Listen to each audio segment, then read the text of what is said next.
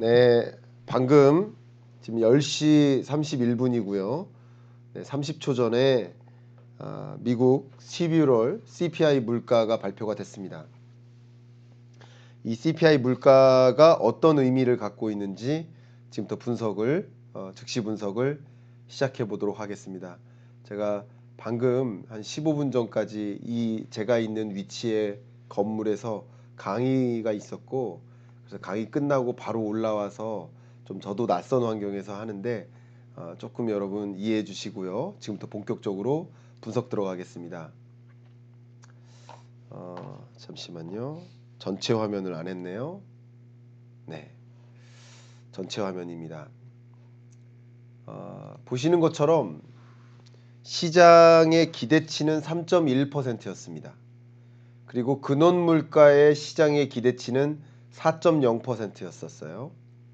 그런데 역시 시장의 기대에 정확히 부합하게 지표들이 나왔습니다. 보시는 것처럼 시장의 기대치가 3.1이었는데 역시 3.1 나왔고, 전월보다도 떨어졌고요. 그리고 근원물가도 4.0% 수준을 유지하는 것으로 나왔습니다.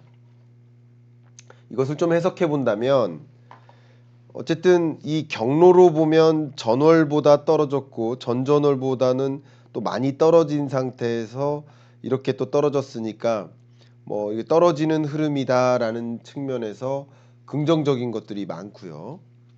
그리고 근원 물가는 원래 잘 안 잡히니까 물론 그래도 3.9 정도 봤으면 굉장히 환호했을 텐데, 어쨌든 근원 물가가 유지되는 흐름 정도다.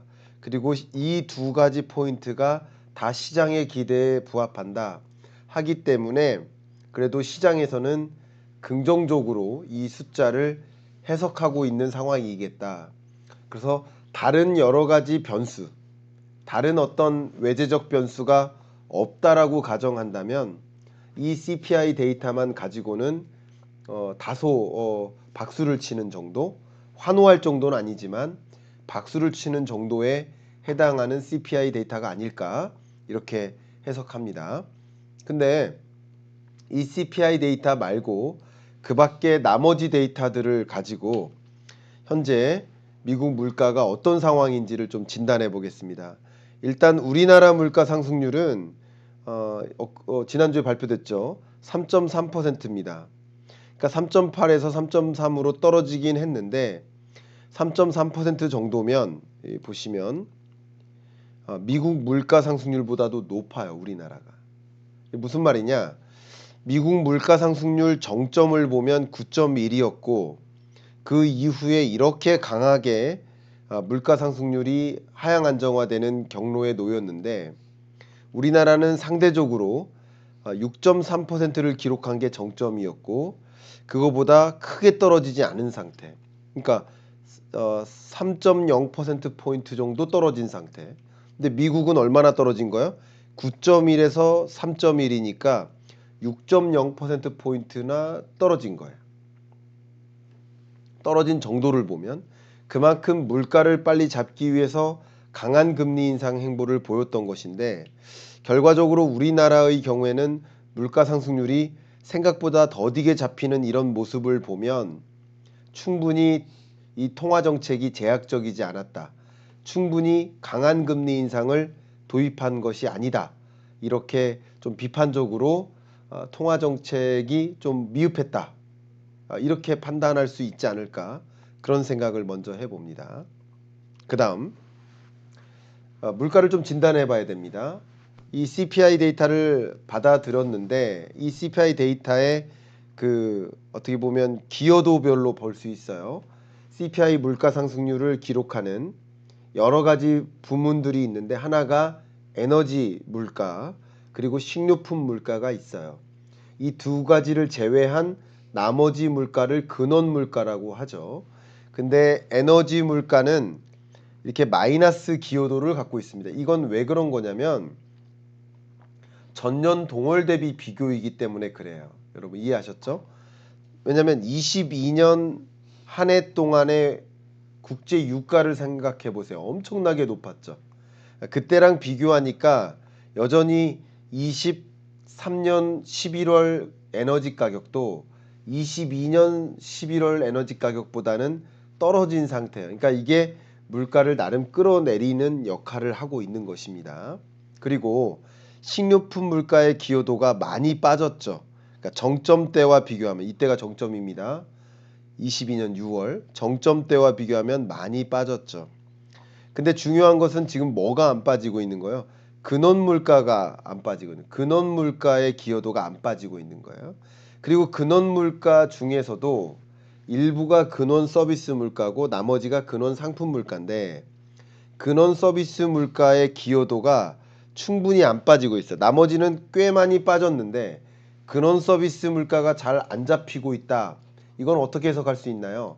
근원 서비스 물가가 안 잡히는 현상은 제가 여러 차례 말씀드렸지만 상품 물가야 원자재 가격이 떨어지거나 국제 유가가 떨어지거나 각종 여러 가지 물건 값이 떨어지거나 또 경기가 좀 안 좋아지면 상품 물가는 많이 떨어지는데 서비스 물가는 잘 안 떨어지는 경향이 있다라는 말씀을 누차 드리고 있어요. 왜? 서비스 물가에 굉장히 많은 그 부문을 차지하는 게 바로 인건비이기 때문에 그래요. 서비스 같은 경우 교육 서비스 생각해 보세요. 인건비가 전부죠. 법률 서비스, 금융 서비스, 뭐 기술 컨설팅 서비스 다 이런 서비스 영역은 인건비가 중요한데 인건비는 잘 안 떨어져요. 인건비는 임금, 연봉 수준은 하반 경직성이 있어요. 그렇기 때문에 임금 자체가 안 떨어지기 때문에 근원 서비스가 쉽게 기여도가 떨어지지 않는 겁니다. 그럼 결과적으로 2%에 가까운 물가를 보려면 임금 상승률이 크게 둔화돼야 되고요.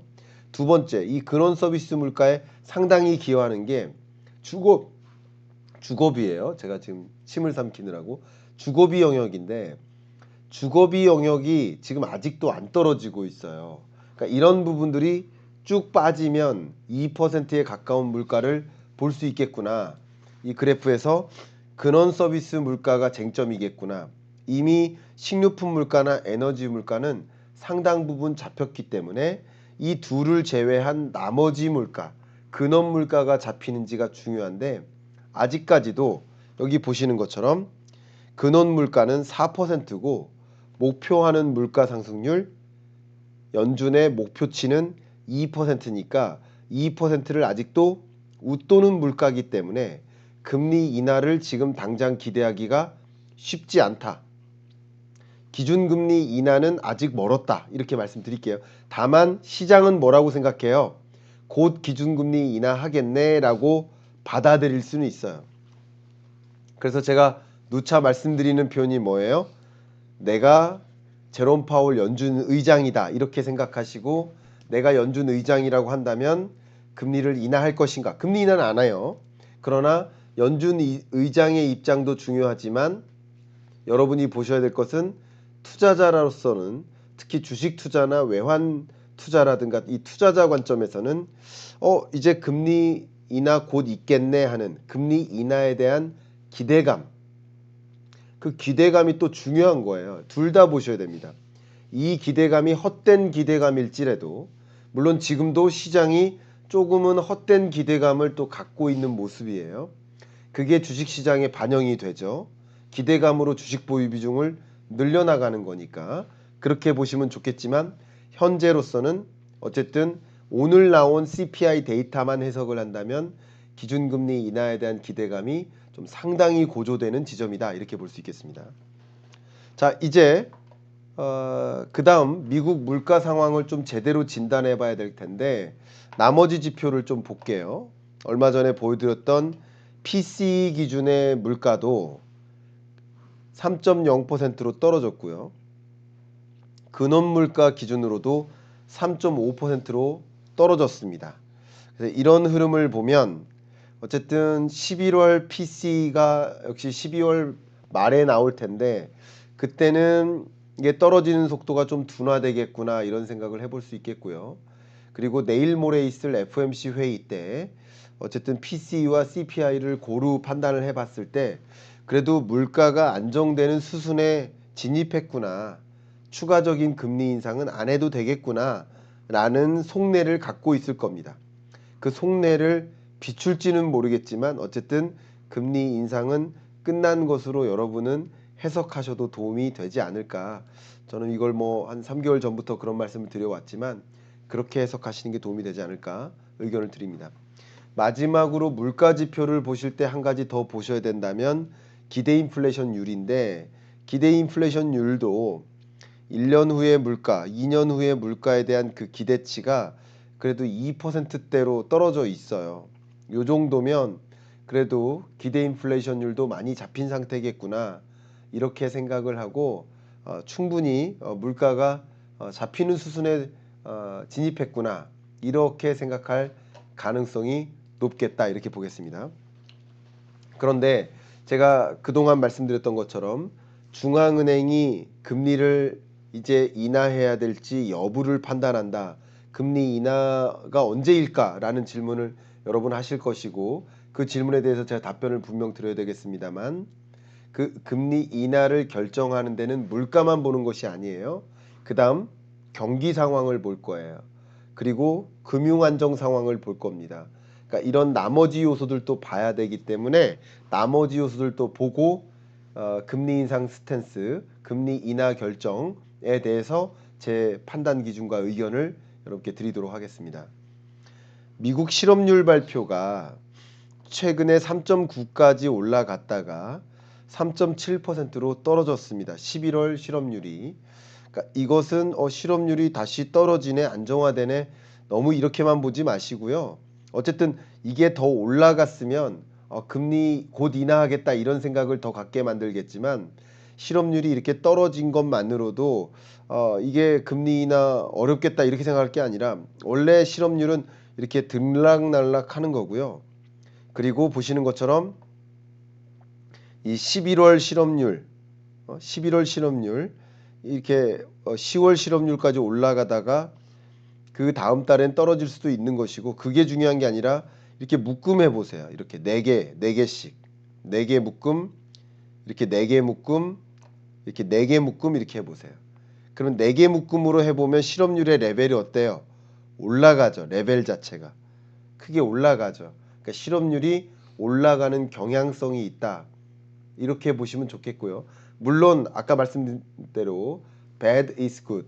그러니까 이 실업률이 뭐 4.0을 기록하거나 높은 실업률을 기록하면 기준금리 인하하겠네 하는 기대감으로 더 좋은 이 주식 시장의 장세가 나오겠지만 보시는 것처럼 실업률이 오히려 낮아졌기 때문에 강한 랠리를 보이긴 좀 어려운 거라고 볼 수 있겠죠. 실업률 측면에서는. 근데 지금 측면에서 고용지표를 본다. 미국 경기 상황을 판단할 때 고용지표를 본다 한다면 가장 중요한 지표를 꼽아라 그러면 저는 단연 임금 상승률입니다. 왜냐하면 아까 말씀드렸듯이 물가 지표가 잘 안 잡히는구나. 근원 물가가 잘 안 잡히는구나. 그 이유는 임금이 잘 안 떨어져서예요. 근데 보시면 임금이 떨어지지는 않습니다. 임금 상승률이 마이너스를 기록할 가능성은 거의 없어요. 근데 임금 상승률이 둔화되는 것 보시는 것처럼 23년 10월 4%, 또 11월 4%로 임금 상승률이 둔화되는 이런 현상은 고용시장이 좀 악화되고 있구나. 여전히 고용시장이 악화되는 모습이구나 라는 것을 보여주는 사인인 거예요. 여러분.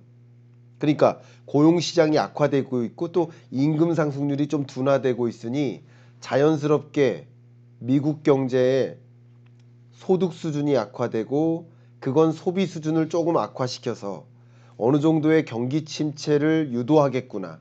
그러면 자연스럽게 물가 안정 수순에 진입할 수 있겠구나 라는 것을 판단할 수 있게 도와주는 그런 지표라고 여러분 해석해 주시면 좋겠습니다. 자, 이제 고용 지표를 가지고 미국 경기 상황을 제가 한번 진단해 본 거고요. 약식으로. 그리고 물가 지표들을 가지고 물가 상황을 보니까 그래도 고용을 비롯한 미국 경기는 좀 악화되는 수순이고 물가는 좀 잡혀지는 수순이니까 금리를 추가적으로 인상 안 해도 되겠구나 하는 생각을 할 가능성이 높겠다. 이렇게 먼저 진단하고요. 그리고 FOMC 회의 내일 모레 있을 FOMC 회의 때 어떤 말을 할 거라고 저는 생각하냐면 이 금리를 이만큼 5.5%까지 인상했으니 이 높은 기준금리가 시장에 어떤 영향을 줄까, 물가를 충분히 떨어뜨릴까를 좀 지켜보겠다. 금리 인상의 효과가 나타나는데 시간적 격차가 있기 때문에 좀 지켜보는 시간을 갖겠다라고 얘기할 가능성이 높습니다. 그럴 겁니다. 자, 왜 그러냐면 지금 발표된 CPI가 11월 물가인 거예요.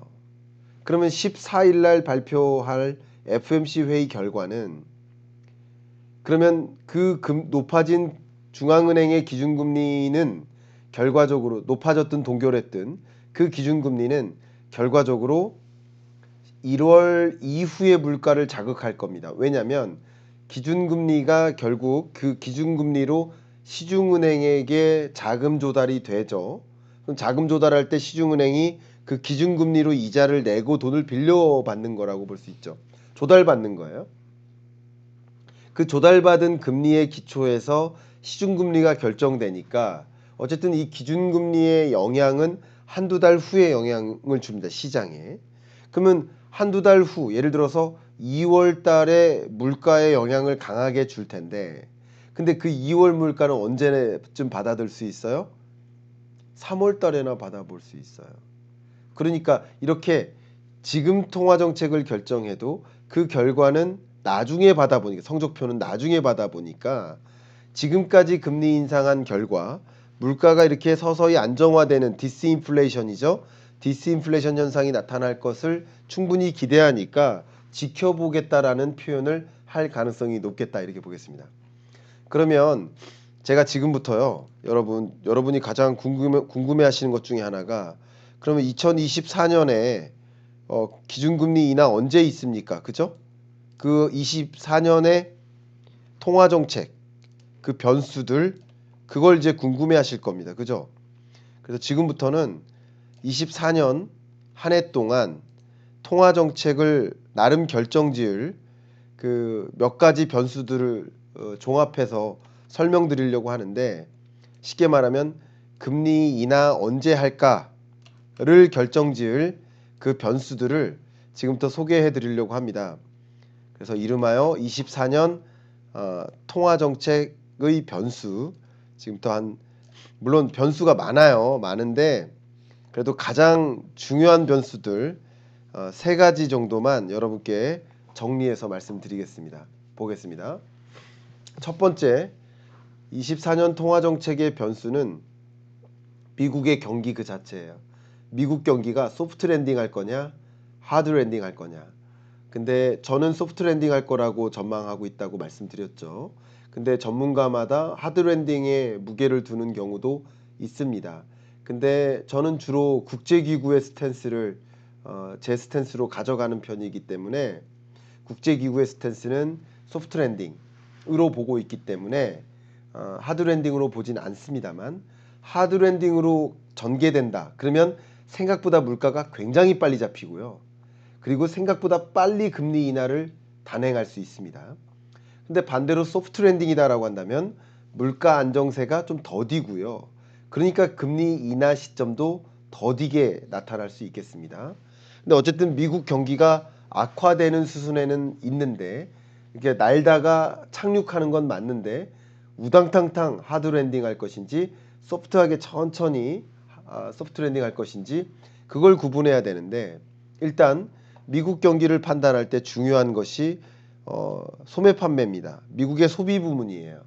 근데 23년 11월, 12월에 소매 판매 증가율이 팬데믹 이후로도 가장 낮아요. 11, 12월 달에 소매 판매 증가율이. 요 얘기는 23년 4분기부터 미국 경기가 다소 악화되는 경로에 놓일 것이다 라는 것을 가늠하게 해줄 수 있어요.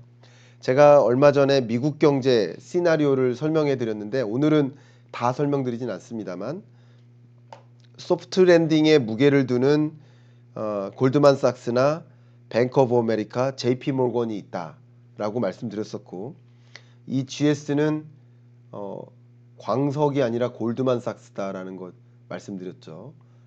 재미없죠? 이제 한번 써먹어서 그리고 하드랜딩으로 보는 월가가 이제 시티뱅크와 노무라가 있다 이렇게 보고 있는데 어쨌든 지금으로서는 각각의 시나리오가 그 시나리오는 여러분 그 영상을 보세요.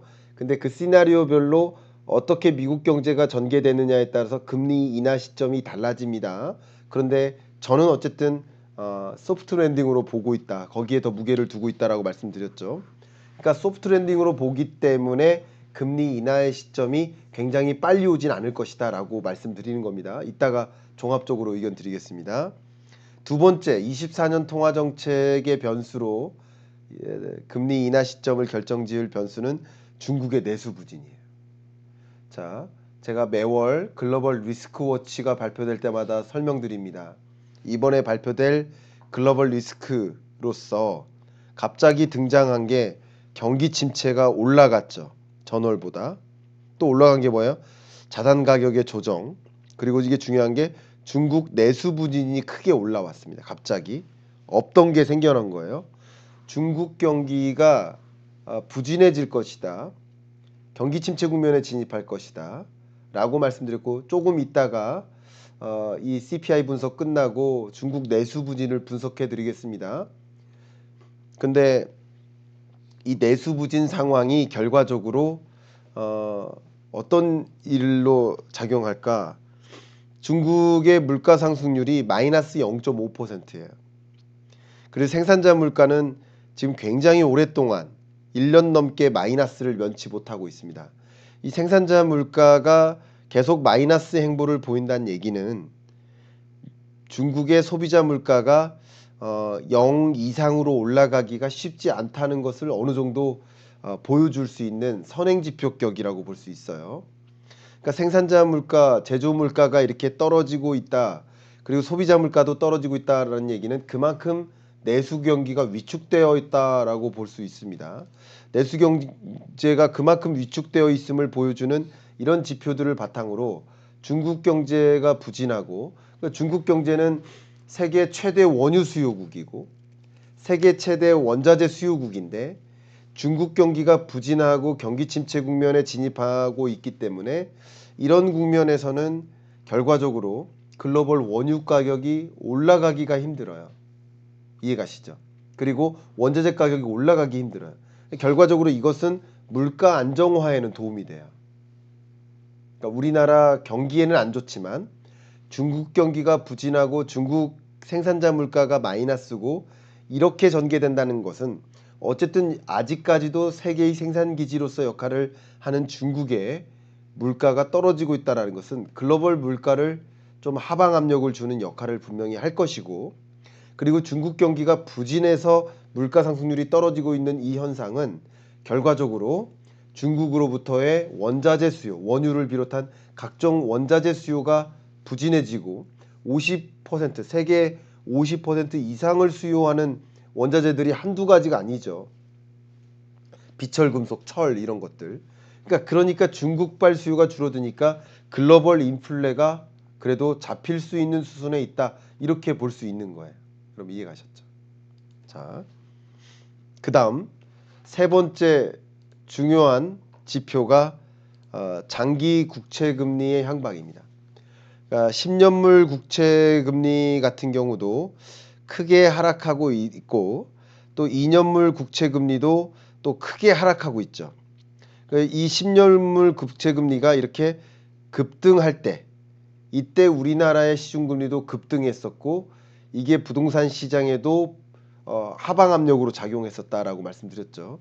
근데 이 10년물 국채 금리가 다시 급락하고 있고 뭐 사실 이 지점에 제가 미국 채권 사셔야 된다고 의견을 살짝 드렸었는데 근데 이러니까 2년물 국채 금리도 같이 떨어져 줘요. 그러니까 기준금리를 인상할 필요가 사라지는 거죠. 그죠? 이런 것들은 국채금리의 향방도 중요한데 향방이 꺾였다라는 것은 기준금리 인상은 필요 없고 오히려 10년물 국채금리보다 더 낮게 유지시켜야 된다고 가정한다면 금리 인하의 필요성을 더 제공하고 있는 지표들입니다. 자, 이렇게 답변을 드립니다.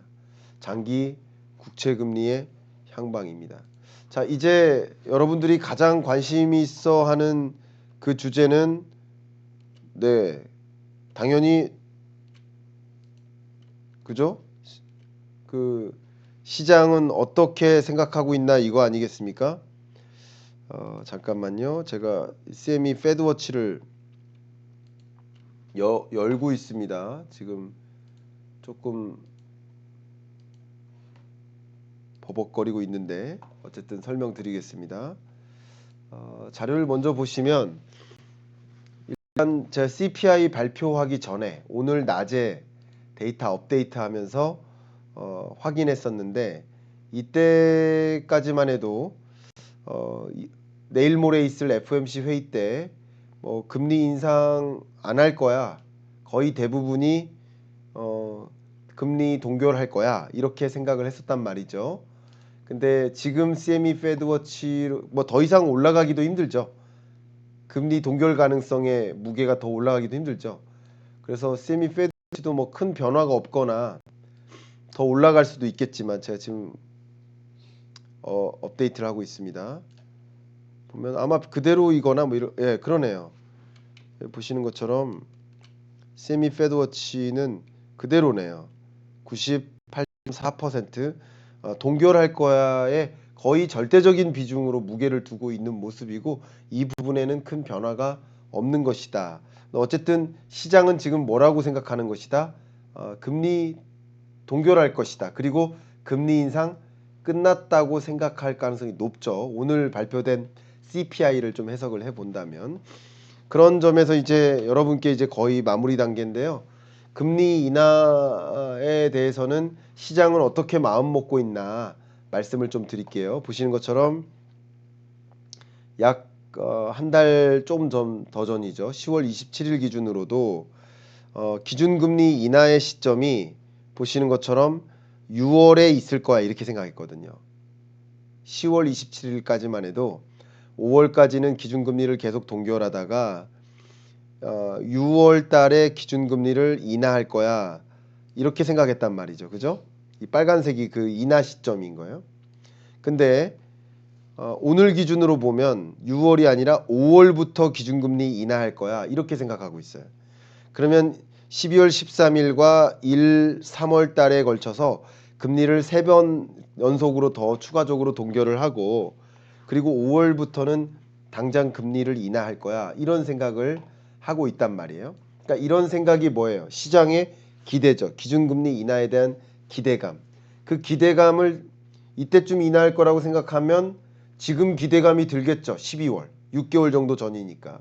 그러니까 지금 나스닥이 좀 우상향하는 이런 흐름을 보이는 것은 기준금리 인상 끝났다라는 그리고 곧 기준금리 인하 있지 않겠어 하는 그 기대감이 반영된 거라고 여러분 해석하시면 더 도움이 되겠습니다. 그렇죠?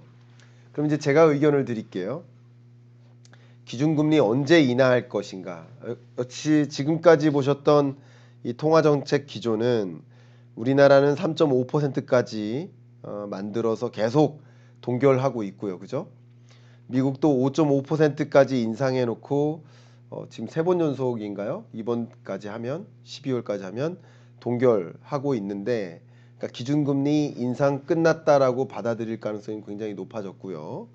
그리고 기준금리 인하는 언제 있을까? 저는 이 부분에 대해서는 잠깐만요. 자료를 보여드리겠습금리다만 오늘은 제가 안 가지고 왔네요. 근데 이미 여러 차례 말씀드렸습니다만 기준 금리 인하 시점은 역시 물가가 목표하는 수준 2%에 근접한 물가를 받아들 때라고 볼 수 있고요. 그리고 그 2%를 받아들인 지점은 IMF나 OECD의 전망대로 근거해서 말씀드리면 미국 기준으로 24년 3분기 정도의 2%대 물가를 볼 수 있다 이렇게 보고 있습니다. 그러니까 기준금리 인하가 24년 3분기에 있다는 것이 아니라 기준금리를 인하해도 되겠다라는 판단이 조금 강하게 들어서는 시점이 24년 3분기라는 거죠. 이해가시죠? 그렇게 보시면 좋겠고 그리고 24년 4분기 정도면 확실히 금리 인하하겠네라는 생각을 할 수도 있습니다. 그래서 어쨌든 결과적으로는 연준의 판단이겠지만, 네, 연준의 판단이겠지만 기준금리 인하에 대한 판단을 할 때 물가가 좀 확실히 안정화됐고 앞으로도 확실히 안정화될 거라는 자신감이 드는 그런 해석이 들 만한 지표들이 나온다면, 그리고 하드랜딩에 가까울수록 뭐 더 빨리 금리 인하를 하겠지만 빠르면 3분기, 그리고 늦어지면 4분기.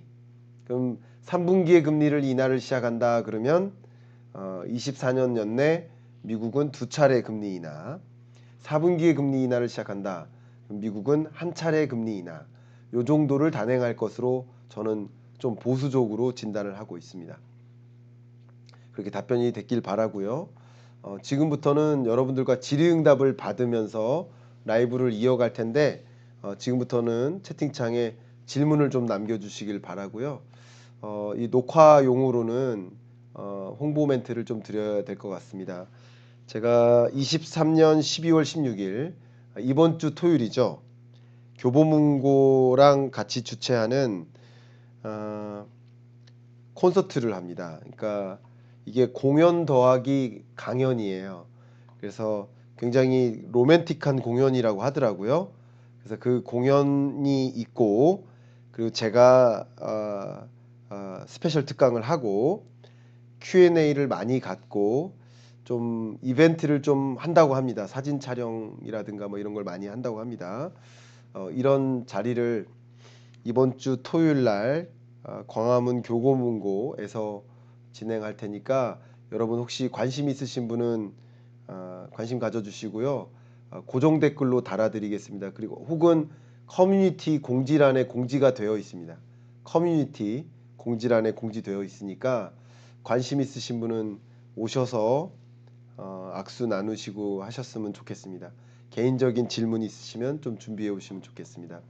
이상으로 녹화를 마치도록 하겠고 지금부터는 좀 질의응답을 받도록 하겠습니다.